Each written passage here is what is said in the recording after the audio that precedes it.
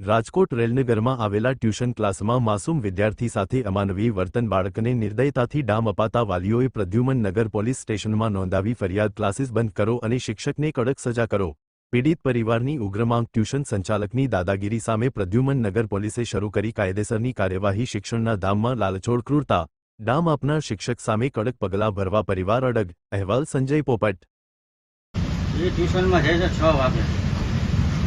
વાગે ટ્યુશનમાં જાય તો સાંજે 8 વાગે આવ્યો ઘરે હું રિક્ષા હલાવવા જાઉં છું રિક્ષા હલાવીને ઘરે પહોંચ્યો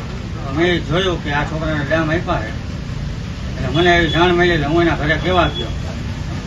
ગયો એટલે એણે મને એમ કીધું તમારે જ્યાં દોડવું ત્યાં દોડી લ્યો તમારે કેસ કરવો હોય કરી નાખો એટલે હું કાલ રાતે ફરિયાદ કરી આવ્યો ભાવનગરે બસ એ કે